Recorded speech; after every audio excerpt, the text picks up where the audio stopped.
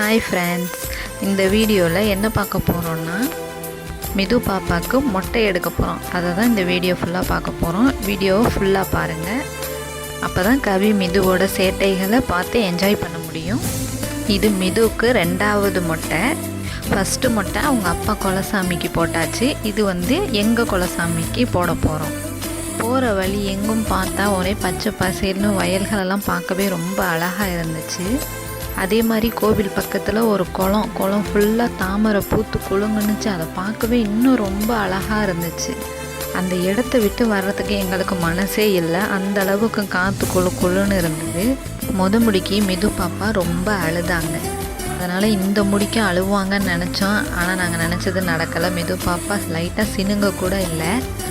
முடியை இறக்கிட்டு குளிக்க வச்சு புது ட்ரெஸ் மாட்டினோன்னே ஜாலியாக விளையாட ஆரம்பிச்சிட்டாங்க. சாமி கும்பிட போகும்போது சாமி படியில் ஏறி உட்காந்து விளையாடுறது, அங்கே இருக்கிற பொருட்களை எடுத்து வச்சு விளையாடுறது, இதே மாதிரி பண்ணிகிட்டே இருந்தாங்க.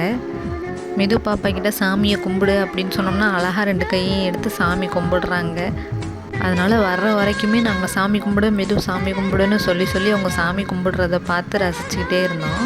போகும்போது சாப்பாடு செஞ்சு எடுத்துகிட்டு போயிட்டோம். அந்த இயற்கை காற்றுல உட்காந்து சாப்பிடும்போது நம்ம எப்பவும் சாப்பிட்ற சுவையை விட இன்னும் கொஞ்சம் சுவை கூடுதலாகவே இருந்துச்சு சாப்பாடு. இந்த மாதிரி தான் எங்களுக்கு அந்த நாள் போணுச்சு. வீடியோ பிடிச்சிருந்தா லைக் பண்ணுங்கள், சப்ஸ்கிரைப் பண்ணுங்கள். தேங்க்ஸ் ஃபார் வாட்சிங்.